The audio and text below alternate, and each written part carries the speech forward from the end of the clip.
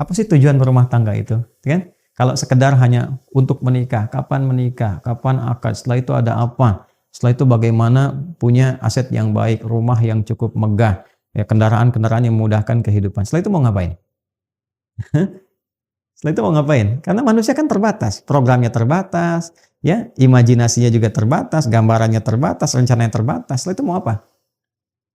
Kalau Anda ingin mencari jawaban, konsep berumah tangga yang lengkap, bahkan berkelanjutan dengan sifat yang abadi, dari mulai di dunia sampai kemudian kembali kepada Allah sampai di akhiratnya, Anda tidak akan pernah temukan itu kecuali dari bimbingan yang langsung Allah berikan.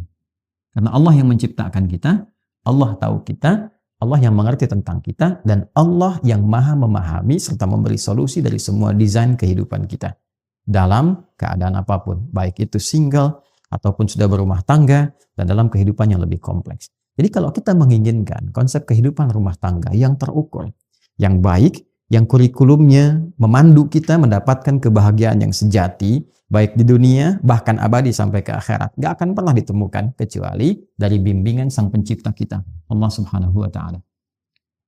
Karena itu, orang-orang yang mau menjadikan visi kehidupan rumah tangganya yang ditujukan untuk kepentingan ibadah, maka Allah hadirkan ketenangan yang mendamaikan dalam kehidupan rumah tangganya. Disebut dengan sakinah.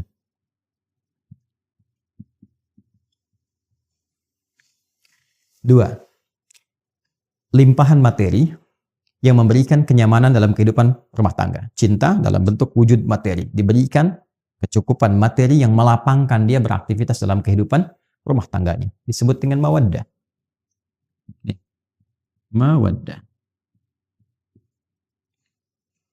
Kemudian, ditanamkan dalam jiwa setiap pasangan itu rasa kasih mendalam yang mengikat keduanya dalam kerukunan dan kebaikan. Ya, bukan berarti tidak ada perbedaan pendapat. Bukan berarti tidak ada, boleh jadi perbedaan-perbedaan yang mungkin melahirkan ya satu sisi berbeda, berselisih dalam hal-hal kecil. Namun rasa yang ketiga ini, itu yang tetap menyatukan perbedaan-perbedaan itu dan membentengi dari terjadinya persoalan-persoalan yang bahkan memecah kehidupan rumah tangga. Itulah rahmat. Rahmat. Ini dia. Ini poinnya. Ya. Jadi kalau kita satukan ayat ini bila ditujukan pada ibadah, maka ini kunci dari 3 pintu besar yang isinya adalah sakinah, mawaddah, dan rahmat. Karena itulah ketiga ini yang sering kita singkat dari kata pembukanya menjadi samara, kan? Itu dibuka dengan kata ayat. Kapan samara itu muncul? Setelah ayat. Wa min ayatihi, itu dulu kan?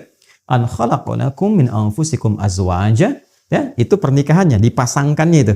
Ya, untuk apa? Untuk menaati Allah dengan visi ibadah.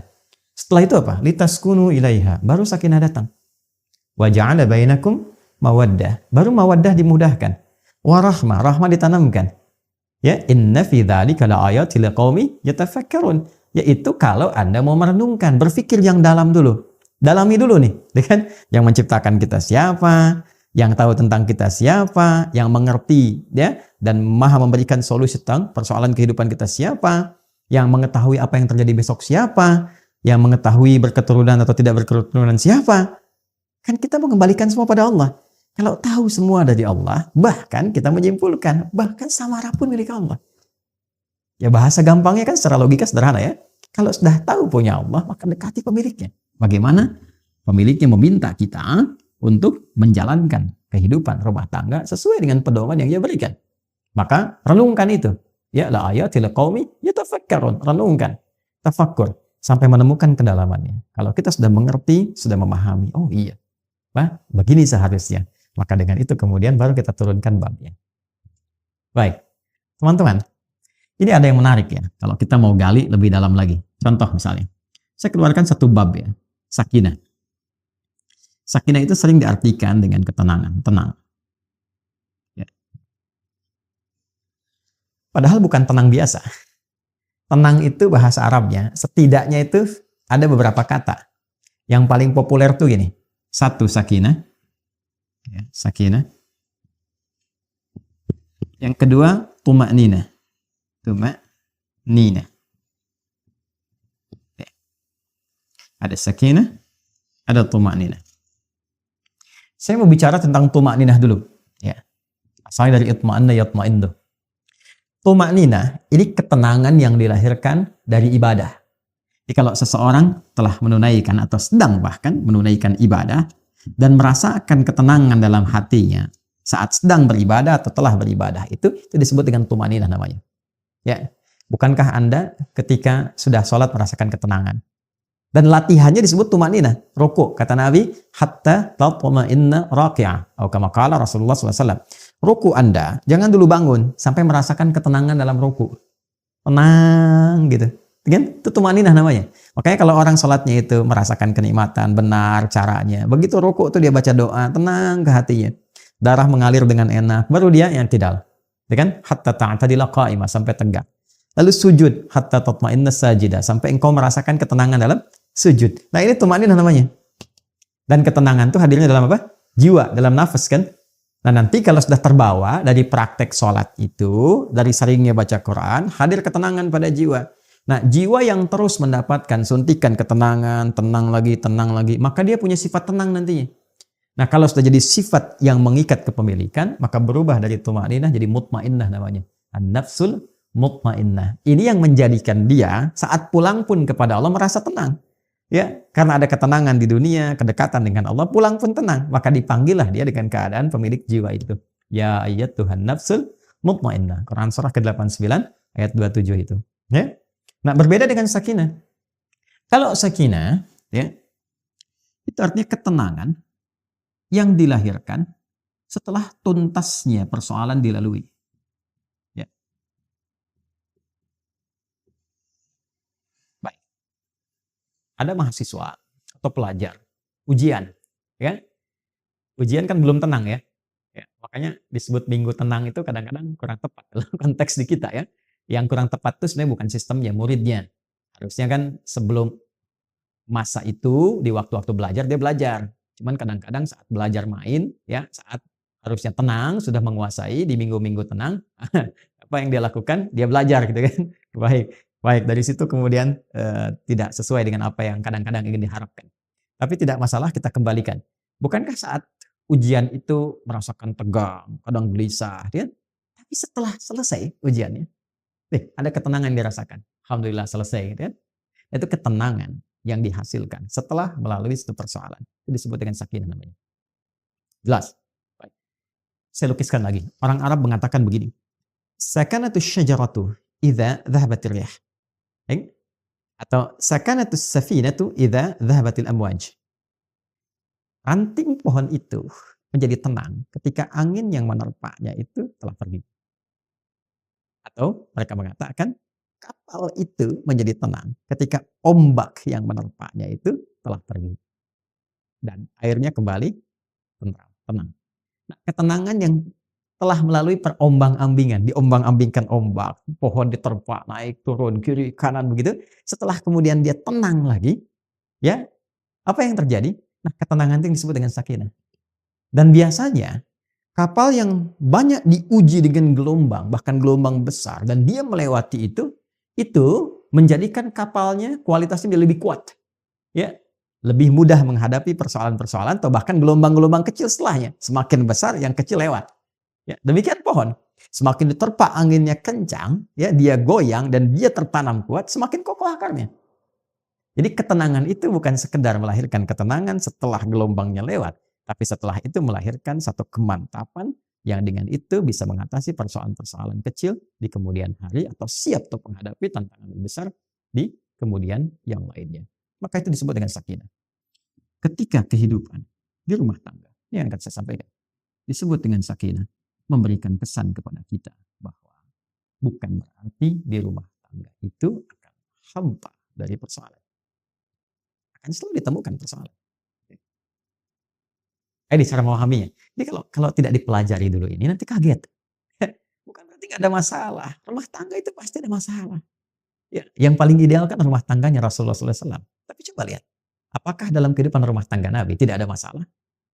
Jangan salah, banyak persoalan, ya kan? Tapi dengan persoalan itu turun panduan pada kita, turun ayat, turun hadis, mengatasi ini bagaimana. Ya, kalau salah persoalan pemahaman bagaimana, salah komunikasi bagaimana, meluruskan yang ini bagaimana. Kalau ingin cari teman cerita ke siapa, kalau mengadu belum ketemu suami istri ke siapa mengadunya, ada semuanya. Gitu. Dan pahami ketika Allah menitipkan satu persoalan dalam kehidupan rumah tangga, pada hakikatnya bukan ingin menjadikan kehidupan rumah tangganya bermasalah, tapi Allah ingin memberikan satu ketenangan, kedamaian, ya, yang dihasilkan setelah tuntas persoalan yang dimaksudkan. Makanya kehidupan rumah tangga kan kalau sudah masalahnya tuntas lebih tenang dari sebelumnya kan, ya, dan dahsyatnya lebih mengerti tentang sifat-sifat pasangan atau dalam keluarga. Setelah itu punya ilmu yang baru. Punya pengetahuan yang baru, masukan yang baru, ilmu yang baru untuk mengatasi tantangan berikutnya. Itu dasarnya. Tapi problemnya begini, bagaimana cara kita bisa mengatasi persoalannya dengan mudah? Dan karena tidak sedikit masalah-masalah kecil di rumah tangga, ya kan, bisa menjadi besar dan menyebabkan persoalan serius ketika, maaf, seseorang tidak mengetahui cara menyelesaikannya. Yang ditampilkan kadang-kadang, ya, boleh jadi egonya. Yang ditampilkan kadang-kadang boleh jadi statusnya, bahkan juga hartanya, kedudukannya, dan sebagainya. Itu bukan solusi, teman-teman. Sepanjang ditampilkan kemampuan kemanusiaannya, maka sifat manusia selalu ingin bertahan dengan apa yang dimilikinya. Suami bicara A, istri bicara B. Ya, ayah bicara A, anak pun bicara B. Demikian seterusnya. Maka yang terbaik adalah kita mesti menanyakan kepada pengatur segalanya. Ini. Ya, maka ketika dikembalikan, nih, sakinah itu kan sifat jiwa, ya kan? Ketenangan itu kan sifat jiwa. Ingat, ketenangan itu bukan sifat fisik. Ya, pikiran tuh biasa. Ya, pikiran tuh bekerja terus, berpikir itu terus, nggak berhenti, berpikir. Apa yang memberikan kegelisahan dan ketenangan pada pikiran? Jiwa. Jadi perintahnya di sini semua dalam jiwa kita. Kalau dia gelisah berarti dari nafsu, ya kan? Kalau dia tenang, nyaman berarti dari takwanya. Itu di jiwanya. Jadi pikiran itu normal saja. Dia beraktivitas. Seperti fisik pun diperintahkan. Fisik tuh gimana perintah dari pikiran saja. Ya. Nah, apa yang memerintahkan pikiran dan mengisinya untuk mengarahkan apa yang harus dilakukan itu, maka itu dari jiwa. Maka itu saya sering katakan jiwa yang tenang akan melahirkan pikiran yang cemerlang dan aktivitas yang membahagiakan. Itu poinnya. Boleh bikin status tuh. Ya. Nah, balik ke sini. Karena ketenangan sifat jiwa, yang punya jiwa siapa? Yang punya nafas siapa? Allah. Ya.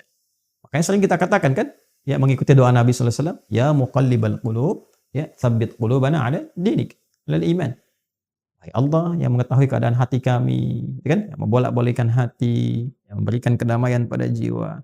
Berikan kami kemantapan dalam jiwa kami untuk menaati ketentuan-Mu, untuk beriman kepadamu, untuk konsisten pada din-Mu. Ini poinnya. Nah, sekarang bagaimana caranya kita bisa belajar untuk menenangkan jiwa sebelum menghadapi persoalannya? Ini poin besarnya. Jadi ada orang-orang tertentu yang Allah berikan ketenangan paripurna dalam jiwanya, sehingga ketika dihadapkan pada masalah itu, dia bisa menyaring persoalannya, menjadikannya lebih kecil. Dan yang paling dahsyat, jadi ringan masalahnya sebelum dihadapi. Bukan gak punya masalah. Boleh jadi masalah yang sama bagi orang lain besar, bagi dia tinggal senyum selesai. Itu poinnya. Jadi bukan gak punya masalah. Masalah dia ada. Cuma dikecilkan oleh Allah kadarnya. Sehingga dengan kelapangan hatinya, itu menjadi kecil. Jadi kalau Anda punya cawan, teman-teman. Ya, cawannya besar. Apa saja Anda bisa masukkan. Dan jadi kecil di situ. Tapi kalau cawannya kecil, ya, yang kecil pun jadi besar. Garam sedikit itu asin semua. Nah, ada orang-orang yang jiwanya dilapangkan oleh Allah. Sehingga ketika dia menghadapi satu persoalan, perbedaan dengan pasangannya misalnya. Ya kan? Melihat keadaan anak dan sebagainya. Dia bisa melihat dengan hikmah. Allah lapangkan keadaan hatinya. Kenapa begini? Dia nggak langsung simpulkan, langsung keluar ide itu. Dilihat dulu, dia bersikap dulu. Nih, lapangan jiwa. Ini mahal. Dan ini tidak mungkin bisa didapatkan. Kecuali lewat skema ibadah. Sini. Menghambat. Ya. Nah, semua kumpulan nilai-nilai ibadah kita dalam rangka mendekat kepada Allah, saya sering ingatkan. Itu disebut dengan takwa namanya. Ya kan? Takwa itu kan gabungan antara iman dengan amal soleh. Ya kan? Iman itu kan pekerjaan hati dalam jiwa. Amal soleh implementasinya. Digabungkan jadi takwa. Seseorang yang membangun kehidupan rumah tangganya dengan nilai-nilai ketakwaan. Dia bangun dengan takwa. dijaga sholatnya, diwasiatkan pada istrinya sekalipun keluar tetap jaga sholat, anak-anak pastikan sholat, hidupkan rumah dengan Al-Quran, dekati Allah Subhanahu Wa Taala, banyakin zikir, misal itu akan beda suasana rumahnya. Demi Allah saya katakan, Anda kalau nggak percaya silahkan. Ya, hidupkan rumah dengan suasana ibadah kepada Allah. Anda ada di dalam ataupun sedang di luar, hidupkan. Maka akan ada suasana yang berbeda kepada jiwa. Allah akan jaga itu. Ya, ketika takwa meningkat, bahkan diringankan persoalan. Sebelum ada masalah, solusi datang. Sehingga masalah jadi ringan. Itu yang dimaksud Quran, surah ke-65, di akhir ayat kedua. At-Talaq, ayat kedua. At-Talaq itu kan satu masalah yang tinggi. Ya, yang tidak mudah diatasi. Ya, bahkan dalam kondisi yang paling rumit pun ketika Anda mendekat kepada Allah, Allah ringankan dan berikan solusi yang jernih. Berpikirnya jernih sekali. Tahu apa yang harus dilakukan. Ya kan? Maka apa yang terjadi? Wa may yattaqillaha yaj'al lahu makhraja. Siapapun yang mampu membangun ketakwaannya kepada Allah, dan dia naikkan lagi, ya kan? Maka apa yang terjadi? Yaj'al lahu makhraja. Allah berikan jalan keluar dari setiap persoalan yang ia alami. Apalagi kalau pasangan itu kompak. Ya kan? Ya, mungkin nggak bersama-sama dalam beberapa kesempatan. Memberikan wasiat, bangunkan istri, anak-anak, ingatkan sebelum pergi, kan? Dan sebagainya. Itu pasti itu. Ya, dari sekian banyak persoalan, ketika ditumpahkan di atas sajadah, dia mengecil. Dan curhatnya kepada Allah. Indama ashku bathi wa huzni ila Allah. Demikian, ya nasihat dari Nabi Ya'qub alaihissalam yang diabadikan Quran surat Yusuf itu kan. Kalau mau curhat ke Allah. Sampaikan. Dan akan cenderung bahagia. Ketakwaan membangun kebahagiaan. Quran surah kedua di akhir ayat 189. Wattaqullaha la'allakum tuflihun. Ya, itu sakinah namanya. Tingkatkan takwamu kepada Allah, Allah tanamkan, Allah berikan kepadamu kebahagiaan. Ya, dan titian kesuksesan. Anda pun kalau ingin mawaddah, tambahan dari materi-materi yang membentuk kehidupan keluarga lebih menyenangkan. Masya Allah, ada rumah lebih menyenangkan, ditata lagi, ini tempat sholat, ini musola bersama, ini buat ngaji, ini ruang keluarga. Lebih enak kan? Ya, punya kendaraan dipakai macam-macam, mawaddah namanya. Bagian dari pemaknaan ini. Nah, ini pun jalannya takwa, teman-teman. Ya, teruskan ayatnya kan, di ayat ketiganya.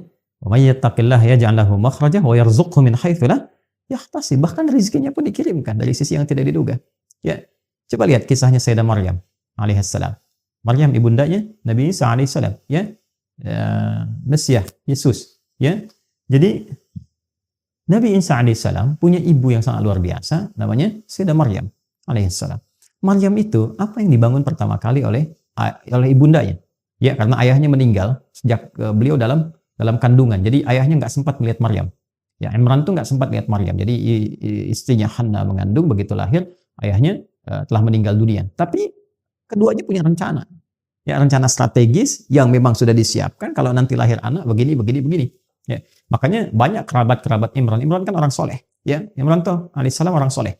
Ya, maka banyak teman-teman soleh ya yang ingin merawat Maryam ketika dilahirkan sampai harus diundi siapa yang rawat. Sehingga diputuskan pamannya, ya, yaitu Nabi Zakaria alaihissalam. Nah, yang pertama dibangun oleh ibundanya apa? Nilai ketakwaan. Ini. Apa yang terjadi? Ibunya menyiapkan perangkat-perangkat bagi anak yang mendekatkan dia dengan Allah. Dibuatkan mihrab, carikan guru yang saleh, dirawat baik-baik, diberikan rezeki yang baik. Ketika dari kecil disiapkan itu semua, apa jawaban Allah? Quran surah ketiga, Al-Imran ayat 37. Quran surah 3 ayat 37. Fataqabbalaha rabbuha biqabulin hasanin wa ambataha nabatan hasana. Maka Allah menerima semua ikhtiar dari Hannah itu, bahkan dari kedua orang tua sebelumnya, diterima semuanya dengan penerimaan terbaik. Dan ketika Allah terima, dijamin semua titian kehidupan, rizkinya, ketenangannya, kebaikannya, kedamaiannya, dan segala kemuliaan yang melekat kepadanya. Walaupun yang merawat secara ikhtiar Nabi Zakaria. Kullama dakhala 'alaiha Zakaria al-mihraba wajada 'indaha rizqa. Qala ya Maryam anna laki hadha? Qalat huwa min 'indillah. Innallaha yarzuqu man yasha' bighairi hisab. Setiap kali pamannya mengantarkan kebutuhan Maryam sudah ada. Tuh, min haitsu la yahtasib. Ya, dan nyaris semua persoalan itu ditepikan oleh Allah sehingga dia fokus tuh ibadah untuk mendekat kepada Allah. Masya Allah. Dan semua dipenuhi oleh Allah. Sampai bertanya dari mana semua ini? Ya karena dekat dengan Allah. Jawabannya apa? Qalat huwa min 'indillah, dari Allah. Innallaha yarzuqu man yasha' bighairi hisab. Allah yang memberikan tanpa batasan. Jadi orang-orang yang membangun rumah tangganya, ya, kehidupan dalam langkah pernikahannya sampai dia berjalan dalam ketakwaan kepada Allah sebetulnya nggak sulit tentang dunia. Gitu. Jadi mohon maaf nih kalau dengan kalimat ini barangkali kurang menyenangkan, gitu kan? Kalau ada persoalan yang tidak pernah tuntas, padahal mungkin secara materi tercukupi, gitu kan? Masya Allah, kedudukan tinggi, tapi nggak tuntas nih. Boleh jadi yang dibutuhkan tuh bukan harta, bukan tingginya kedudukan Anda, yang dibutuhkan ketakwaan Anda kepada Allah. Itu saja. Ya, menyadari bahwa pernikahan ini adalah bagian dari amanat Allah Subhanahu wa taala. Rumah tangga ini amanah, setiap amanat dipertanggungjawabkan di hadapan Allah Subhanahu wa taala. Dan kalau mengerti berumah tangga itu adalah ibadah, maka kita akan jaga cara kita beribadah kepada Allah. Anda kan kalau sholat Anda jaga rukun dan syaratnya kan. Nah rumah tangga itu ada rukun dan syaratnya. Kan waktu mau nikah kan ada rukunnya, ada akad itu kan, syaratnya juga ada kan.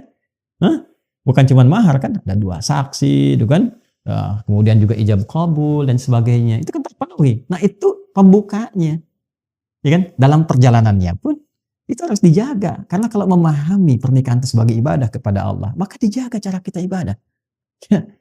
Jaga, jangan sampai ya terkena sesuatu yang kotor atau melanggar ketentuan ibadah. Nah ini kalau dipertahankan, maka apa yang terjadi? Allah anugerahkan segala kemuliaan untuk mengabadikan kehidupan keluarga ini sampai dengan kehidupan di akhirat. Ya, kalau kita baca Quran surah ke-52 misalnya At-Tur ayat 21. Allah tegaskan di situ walladzina amanu wattaba'athum dzurriyyatuhum biimanin alhaqna bihim dzurriyyatahum wama alatnahum min 'amalihim min syai' kullu imrin bima kasaba rahin. Dan para orang tua yang beriman itu menjaga iman. Jadi berkeluarga itu dengan imannya. Ya bukan cuma dengan hartanya. Kalau dengan harta ya banyak bisa begitu. Dengan berkeluarga itu dengan imannya. Lalu iman diimplementasikan dalam bentuk amal saleh. Amal saleh suami kepada istri dalam bersikap. Wa'ashiruhunna bil ma'ruf. Surah keempat ayat 19. Demikian sebaliknya dengan anak-anak dan sebaliknya. Maka apa yang terjadi? Kalau orang tua mampu begitu, diwarisi oleh anak demikian, diniatkan karena imannya, maka mereka akan dipertemukan kembali di satu tempat di surga. Alhaqna bihim dzurriyyatahum. Satu keluarga besar. Wa ma alatnahum min 'amalihim min syai'. Dan semua kegiatan berkeluarga itu dinilai langsung oleh Allah untuk mewujudkan pertemuan itu. Karena dilakukan dengan iman, maka jadi ibadah. Kullu imrin bima kasaba rahin, tapi itu pilihan. Kalau Anda merasa itu hanya untuk melakukan kegiatan duniawi saja, hubungan seksual saja, ya mencari materi saja, itu pilihan Anda. Silahkan saja, itu pilihan Anda. Tapi pada saatnya, sadari kata Allah, Anda akan pulang. Anda akan meninggal. Makanya patut bertanya, setelah meninggalkan dunia ini, ketemu lagi nggak? Ya kan? Satu masuk ke alam kubur, ya, itu saja kan sudah nggak ada aksesnya, ya kan? Untuk bertemu kembali, paling dizarahi, balik lagi dan sebagainya. Nanti di akhirat ketemu lagi nggak? Itu poinnya. Nah berbahagianya kita, Allah itu Tuhan kita yang Maha Esa, lengkap menyampaikan dalam Quran. Tidak ada satupun kitab suci di muka bumi ini yang menyampaikan runtutan kehidupan kita secara detil dan lengkap. Dan itu diminta bahkan oleh Allah langsung. Silahkan riset, silahkan pelajari dari kedalamannya, kebahasaannya, ya dari logikanya, dari runtutannya, silahkan. Dan tidak ada satupun yang sempurna Al-Quran. Karena ini firman Allah.